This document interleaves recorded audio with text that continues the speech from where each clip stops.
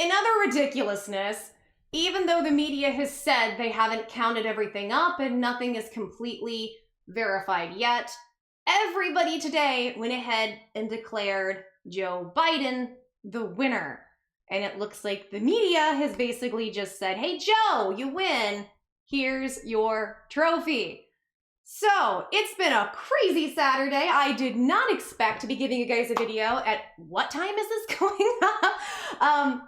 No idea that Joe Biden was going to be giving his victory speech at 9 p.m. tonight when there are legal battles still going on, and this is far from over. So I just want to give you guys a quick heads up on this video. Even though you've seen this, the situation is far from over.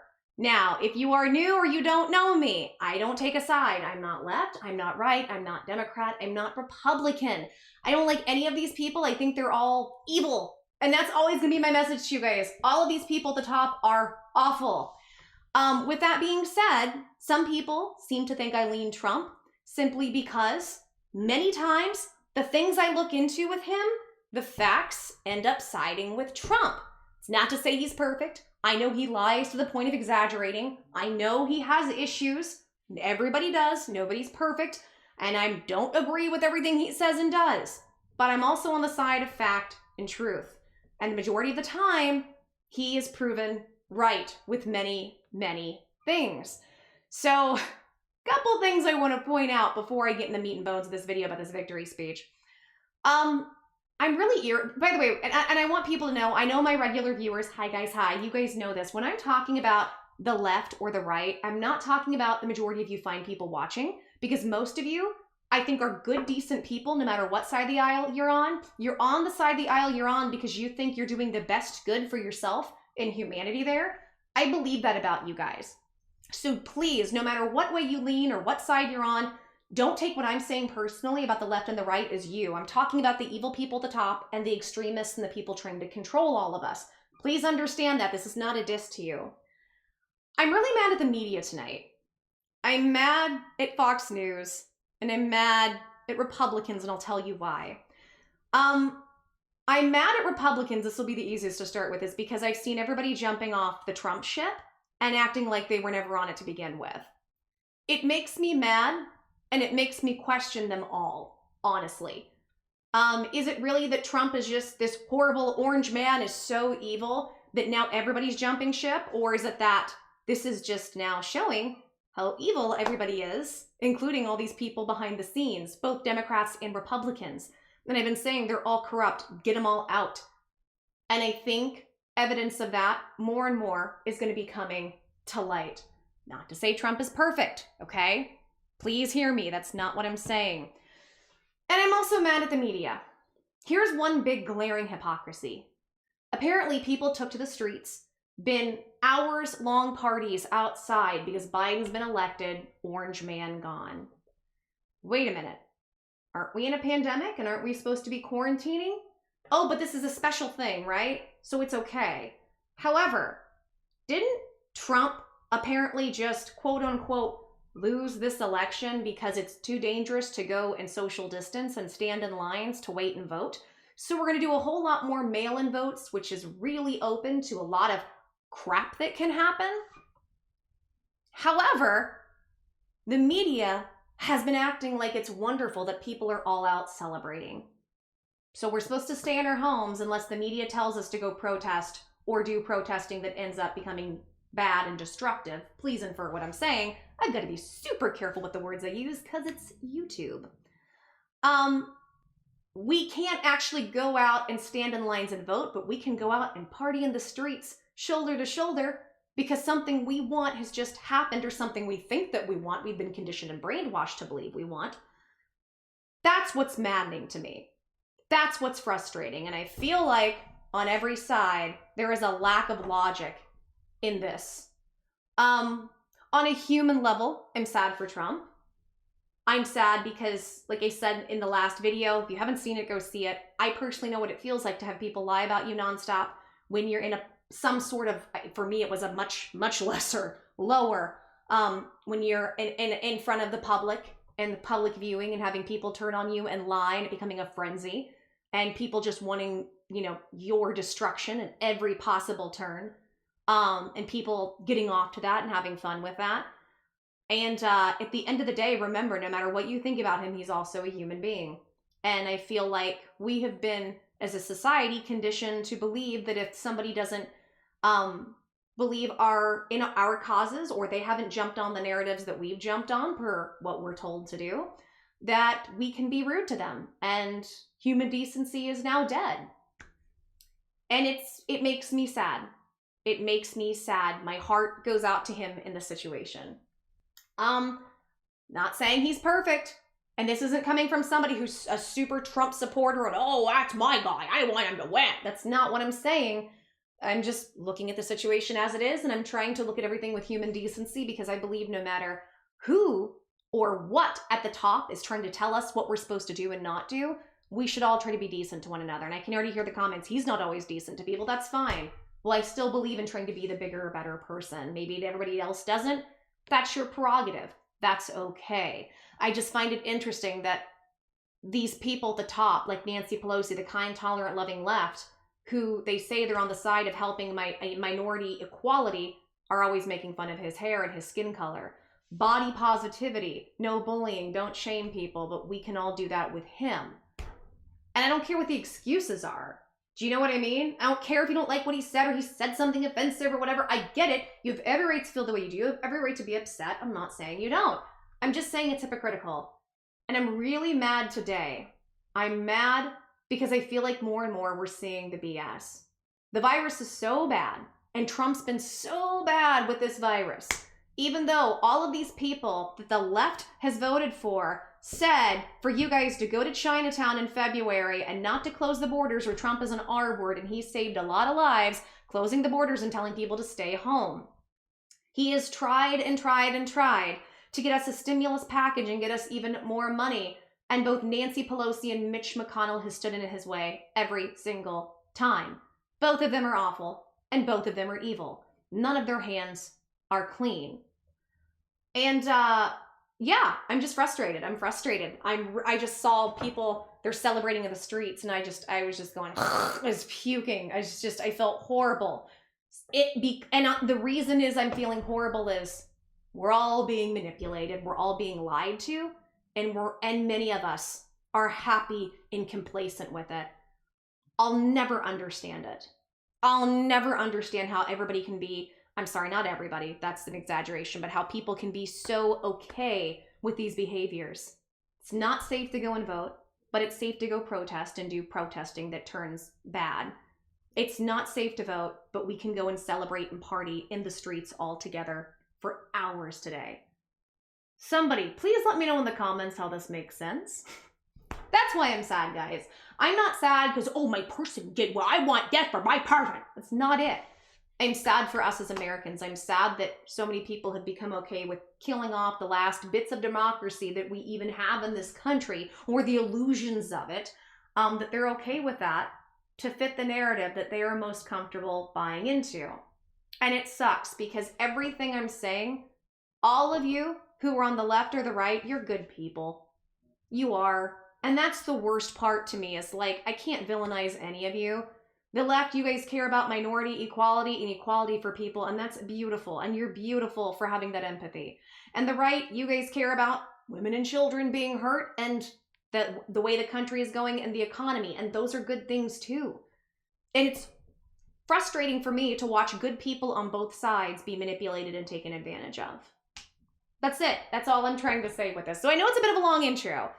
Biden's victory speech. So I'm mad at the media because the media has just completely shown who they are and completely lied.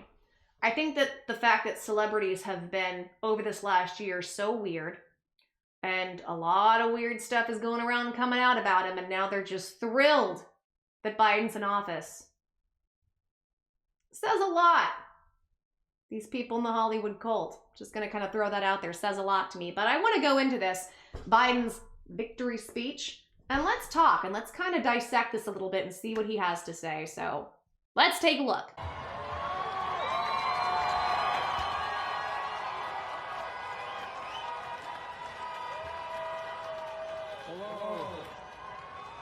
My my fellow Americans, and the people who brought me to the dance, Delawareans. I see my buddy Senator Tom Carper down there, and I think Senator Coons is there, and I think the governor's around. Is that Ruth Ann? And that former Governor Ruth Ann Minner. Most importantly, my sisters-in-law and my sister Valerie. Anyway. Folks, the people of this nation have spoken. They've delivered us a clear victory, a convincing victory, a victory for we the people. We've won with the most votes ever cast on a presidential ticket in the history of the nation. 74 million.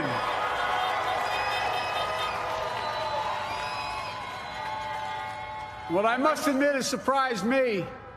Tonight, we're seeing all over this nation, all cities and all parts of the country, indeed across the world, an outpouring of joy, of hope, renewed faith in tomorrow, bring a better day. And I'm humbled by the trust and confidence you've placed in me.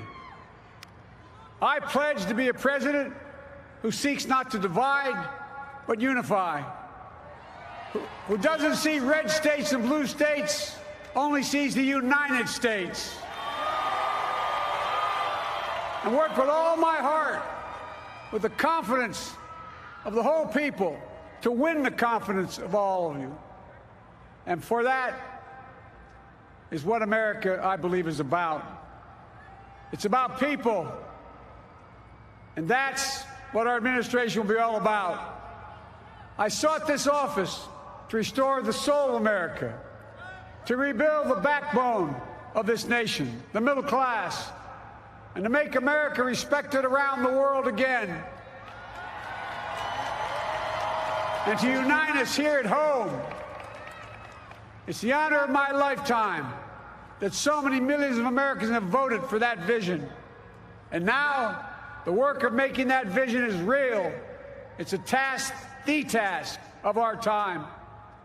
Folks, as I said many times before, I'm Jill's husband. And I would not be here without her love and tireless support of Jill and my son Hunter and Ashley, my daughter, and all our grandchildren and their spouses and all our family. They're my heart.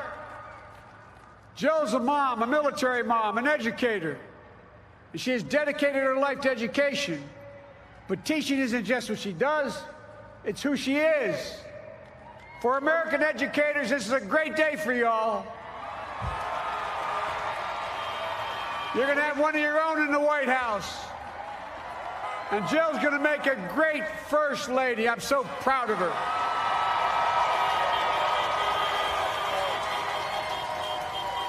And I'll have the honor of serving with the fantastic Vice President who you just heard from, Kamala Harris,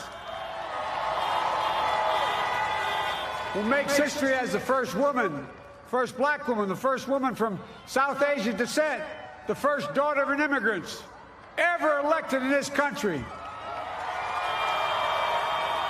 Don't tell me it's not possible in the United States.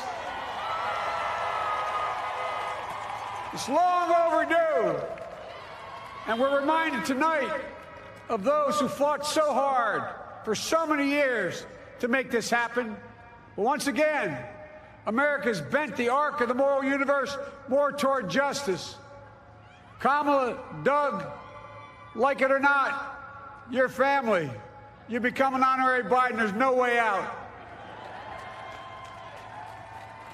All those of you who volunteered and worked the polls in the middle of this pandemic, local elected officials, you deserve a special thanks from the entire nation.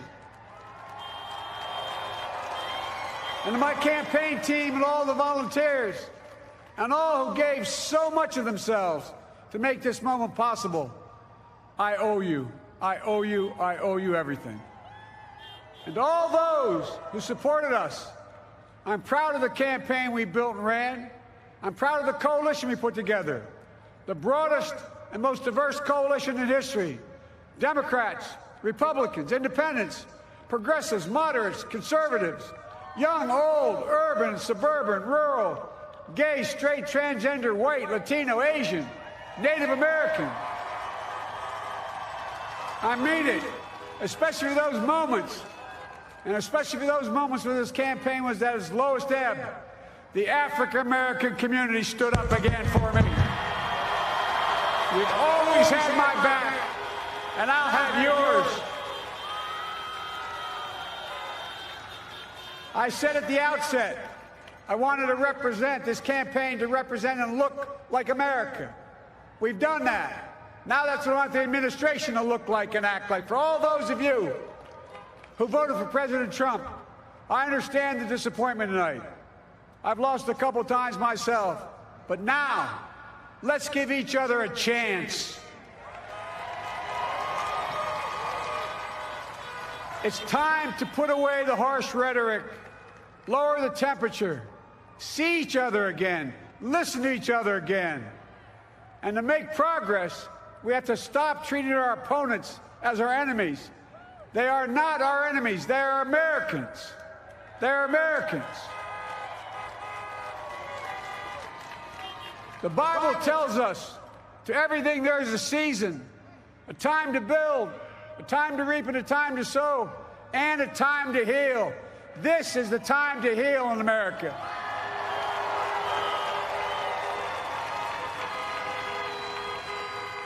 Now this campaign is over. What is the will of the people? What is our mandate? I believe it's this. Americans have called upon us to marshal the forces of decency, the forces of fairness, to marshal the forces of science and the forces of hope in the great battles of our time. The battle to control the virus, the battle to build prosperity, the battle to secure your family's health care, the battle to achieve racial justice and root out systemic racism in this country. And the battle to save our planet by getting climate under control. The battle to restore decency, defend democracy, and give everybody in this country a fair shot. That's all they're asking for, a fair shot. Folks, our work begins with getting COVID under control. We cannot repair the economy, restore our vitality, or relish life's most precious moments, hugging our grandchildren, our children, our birthdays, weddings, graduations, all the moments that matter most to us until we get it under control. On Monday, I will name a group of leading scientists and experts as transition advisors to help take the Biden-Harris COVID plan and convert it into an action blueprint that will start on January the 20th, 2021. That plan will be built on bedrock science. It will be constructed out of compassion, empathy, and concern. I will spare no effort, none, or any commitment to turn around this pandemic. Folks, I'm a proud Democrat, but I will govern as an American president. I'll work as hard for those who didn't vote for me as those who did. Let this grim era of demonization in America begin to end here and now.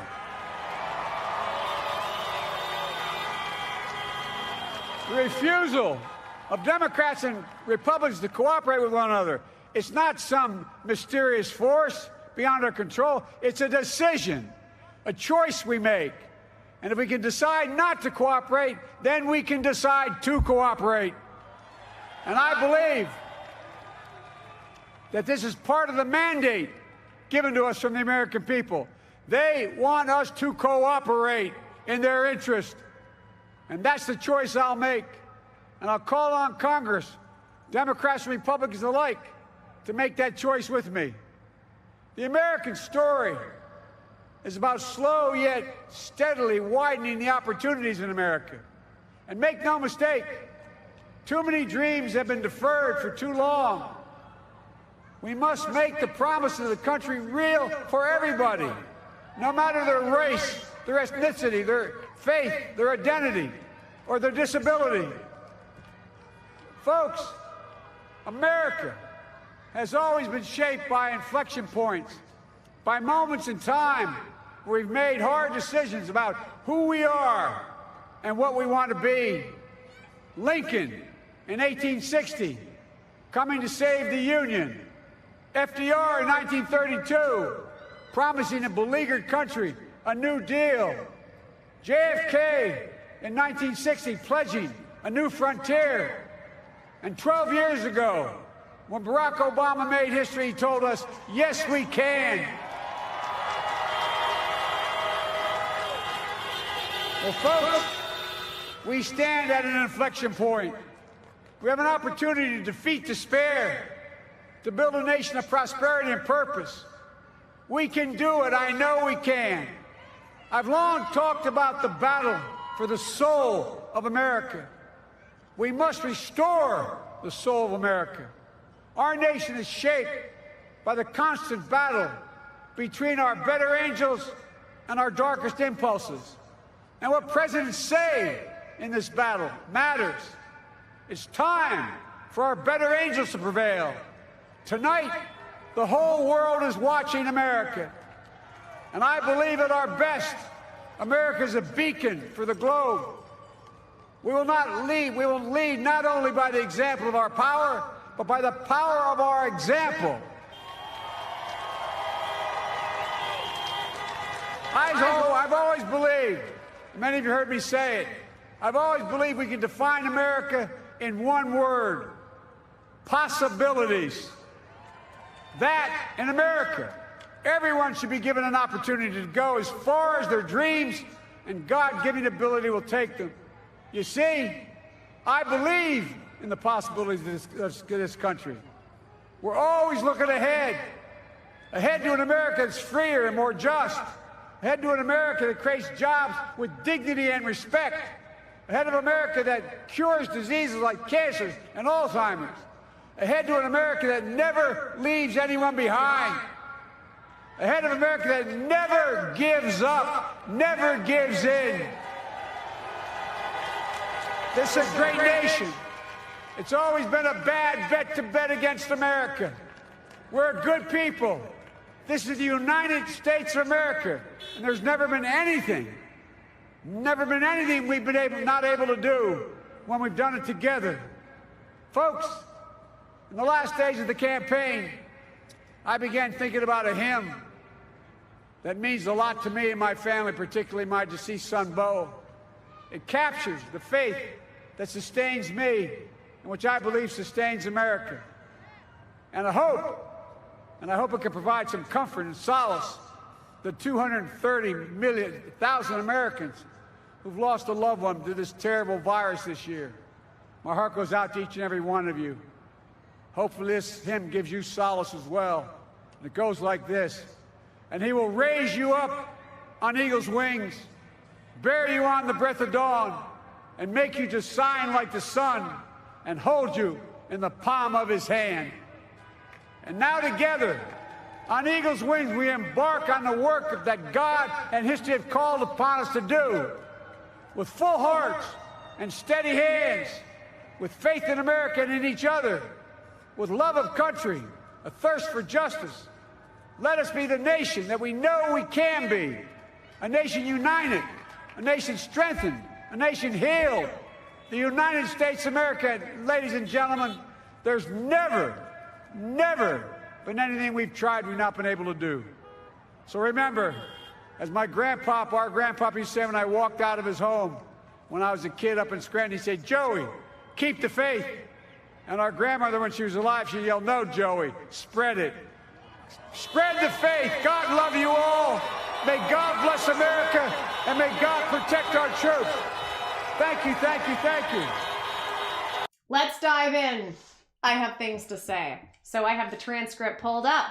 My fellow Americans and the people who brought me to the dance, Delawareans, I see my buddy Tom, Senator Tom Carper down there. And I think Senator Coons is there. And I think the governor's around Ann. Is that Ruth Ann? And that's former Governor Ruth Ann Minor, not sure. Most importantly, my sister-in-law, my sister Valerie. Anyway, folks, the people of this nation have spoken. They've delivered us a clear victory. First of all, it's not a clear victory. This isn't over, Joe. Watching how big and gloating this victory speech is when he hasn't won yet, it's really disgusting me. I don't care what side you're on. I would be feeling the same way if Trump did the same thing. This is gross. They've delivered us a clear victory, a convincing victory. Sure, convincing, maybe. Yeah, if you have the media, all sides of the media completely on your side doing the manipulating. A victory for we, the people. We've won with the most votes ever cast for a presidential ticket in the history of the nation, 74 million. I bet we'll have to see what happens with all those extra votes. Let's wait and see. Guys, another thing, I have a video that I'm trying to get up where it's Trump's team's response and Giuliani and people who are talking about that they were witness to the things going on in the background with the polls in the election. It gets demonetized. I'm sure this video will immediately be monetized. So real interesting what's going on. Well, I must admit it surprised me tonight. We're seeing all over the nation, all cities and all parts of the country, indeed across the world, an outpouring of joy, hope, renewed faith in tomorrow to bring a better day. And I'm humbled by the trust and confidence you place in me. I pledge to be a president who seeks not to divide, but to unify, who doesn't see red states and blue states, only sees the United States.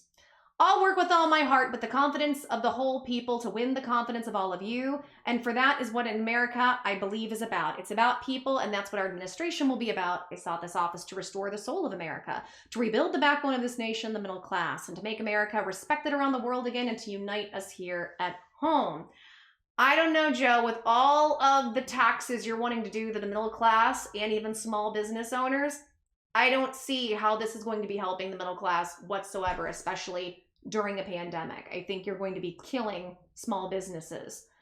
It's an honor of my lifetime that so many of you Americans have voted for the vision. And now the work of making that vision is real. It's a task, the task of our time. Folks, as I said many times, I'm Jill's husband, and I would not be here without her love and tireless support of Jill.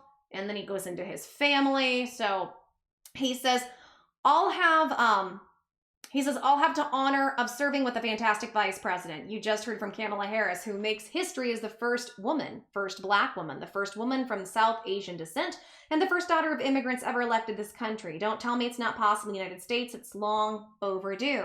And we're reminded tonight of those who fought so hard for many years to make this happen. Once again, America's bent the arc of the moral universe more toward justice. Kamala, Doug, like it or not, your family, you've become an honorary Biden. There's no way out of it.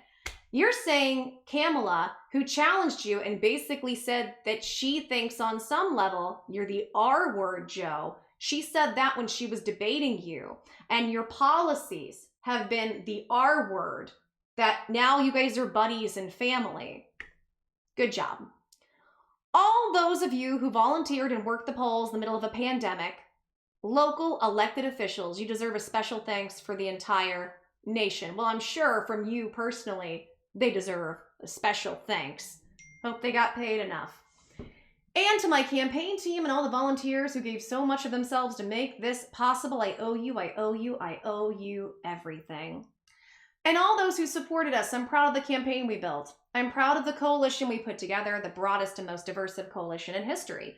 Democrats, Republicans, Independents, Progressives, Moderates, Conservatives, young, old, urban, suburban, rural, gay, straight, transgender, white, Latino, Asian, Native American. My favorite is coming up.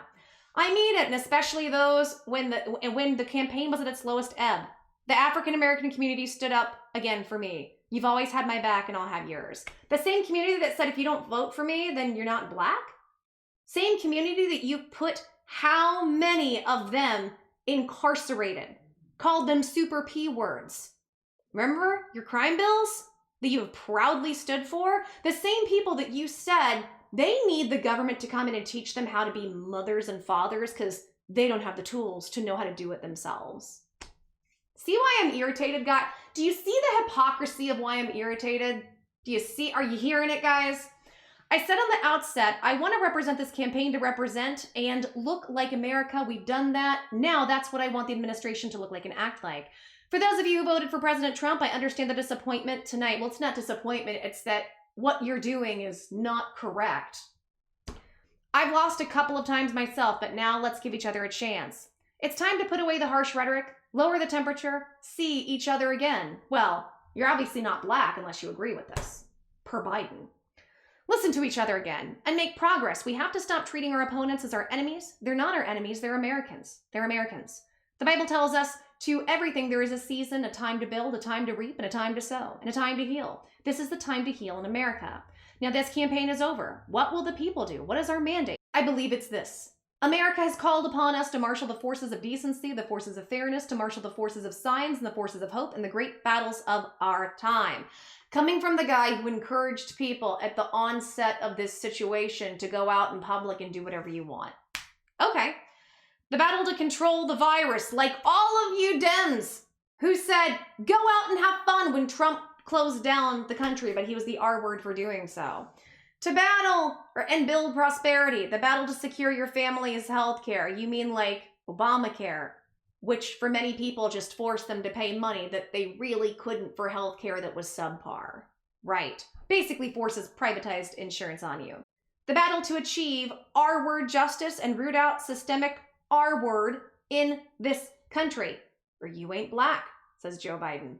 And the battle to save our planet by getting climate under control, just like all those liberal policies in California that are making the wildfires crazy, those conservation policies.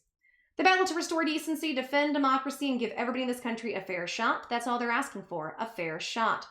Folks, our work begins with getting the virus under control. We cannot repair the economy, restore our vitality, or relish life's most precious moments. Hugging our grandchildren, our children, birthdays, weddings, graduations, all moments that matter most to us until we get it under control. On Monday, I will name a group of leading scientists and experts as transition advisors to help take the Biden-Harris virus plan and convert it into action and blueprint that will start on January the 20th, 2021. That plan will be built on bedrock science, the science that Nancy never really releases. It will be constructed out of compassion, empathy, and concern. I will spare no effort, none, or any commitment to turn around this pandemic. You mean the pandemic where you're encouraging people to go out in the streets for hours at a time, shoulder to shoulder, to celebrate when we're supposed to be quarantining. Guys, the hypocrisy, this is just infuriating. The plan will be built on bedrock science. Folks, I'm a proud Democrat, but I will govern as an American president. I'll work hard for those who didn't vote for me and those who did. Let this grim era of demonization in America begin and end here now. The demonization is from the media and from people like you telling black people that they have to vote for you, otherwise they don't get to be black. It makes me so mad, the hypocrisy. Refusal of Democrats and Republicans to cooperate with one another. It's not some mysterious force beyond our control. No, it's not. It's you and the media, Biden. It's your people in the media doing this. And the Republicans too. All your hands are dirty. You guys want us fighting with each other because you know how to control us then. It's a decision, a choice we make, and if we can decide not to cooperate, then we can decide to cooperate. We want to get what you want, sure.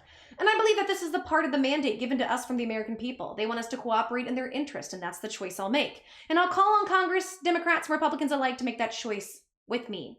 The American story is about slow yet steadily widening the opportunities in America. And make no mistake, too many dreams have been deferred for too long. We must make the promises of this country real for everybody, no matter their race, their ethnicity, their faith, their identity, or their disability. Folks, America has always been shaped by inflection points, by moments in this time.